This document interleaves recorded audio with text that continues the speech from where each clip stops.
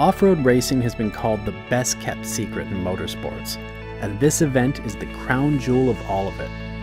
It's a race in the truest form of the word, a struggle against elements, against like-minded and respected competitors, but most of all against yourself. It's grueling, it's brutal, and it's life-changing. It's the Tecate SCORE Baja 1000.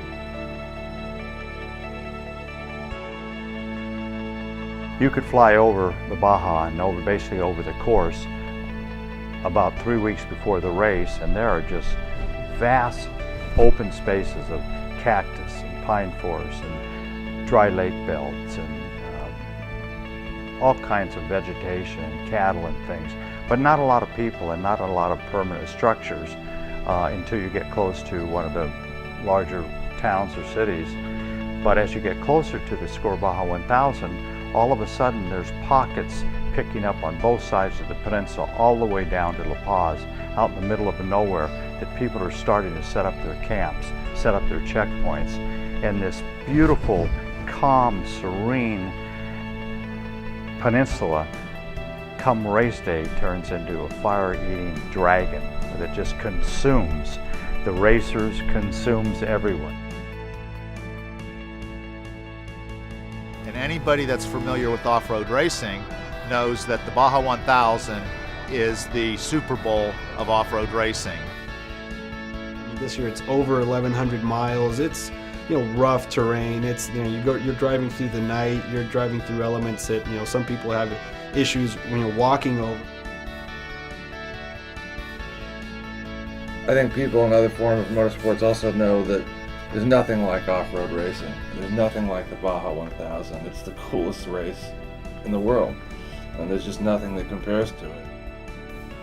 Over 300 racers compete on motorcycles, quads, and various forms of cars, buggies, and trucks. From the heroes in Class 11, a stock Volkswagen Bug, right through to the Unlimiteds, Class 1, and the trophy trucks. All of this on one of the world's most unique race courses. I don't think I've ever experienced, yes, you could go to another form of motorsports, and it's a facility that has been built for millions of dollars, and it sits there day in and day out for maybe tire testing or a concert or something like that, and then they have an event. The Baja Peninsula isn't like that. People are working, living, doing their thing 12 months out of the year. Then SCORE appears, and it turns into this unbelievable experience where you have literally $1 million race vehicles, helicopters, people with planes that are just attacking this peninsula in a good way. They're bringing good tourism from all over the world. There's great global attention to this event, but it turns from this little sleeping peninsula into this metropolitan race course. Baja has a mystique, kind of a magic feel to it, and we love the allure of being pulled here and going experiencing adventures like no other place in the world.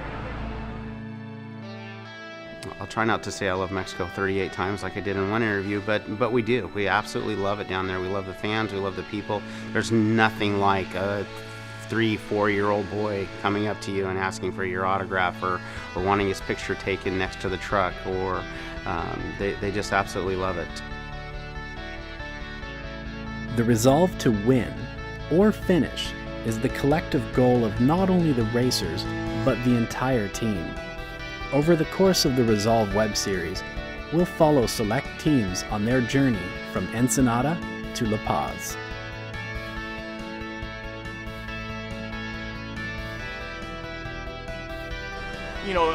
To win races, especially the Baja 1000, it's very difficult. Not only is this year's race, 1,120 miles approximately, we're doing the whole peninsula run.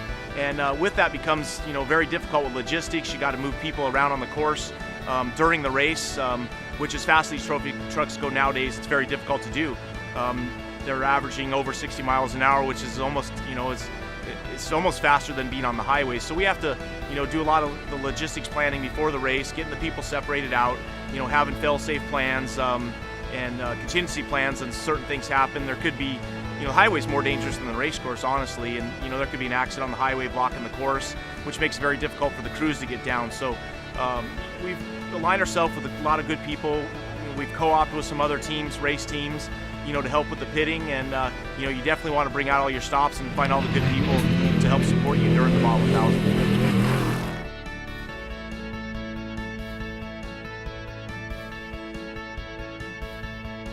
And the secret, the trick to this whole thing is you want to beat the Baja. You don't want to let the Baja beat you.